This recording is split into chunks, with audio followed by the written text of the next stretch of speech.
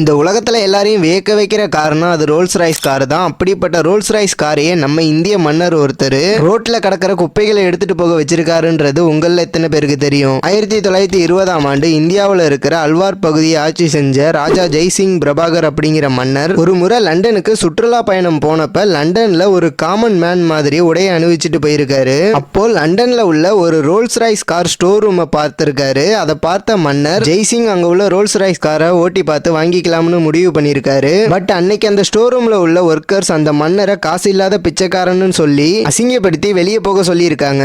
அதுல கடுப்பான ராஜா ஜெய்சிங் பிரபாகர் அடுத்த நாளே 7 ரோல்ஸ் ராய்ஸ் காரை ஆர்டர் பண்ணி இந்தியாவுக்கு வர வச்சிருக்காரு. அந்த 7 ரோல்ஸ் ராய்ஸ் கார்லயுமே ஃப்ரண்ட்ல 2 தொடப்பக்கட்டைங்களை கட்டி வச்சு அவர் இருந்த எல்லா ஏரியாவிலையும் சுத்தி உள்ள குப்பைகளை பொறுக்க வச்சிருக்காரு. இந்த ஒரு சம்பவம் உலகம் ஃபுல்லா ஃபேமஸ் ஆனதுக்கு பிறகு லண்டன்ல இருந்த ரோல்ஸ் ராய்ஸ் கம்பெனியை மன்னிப்பு கடிதம் எழுதி அந்த மன்னருக்கு அனுப்பி வச்சிருக்காங்க.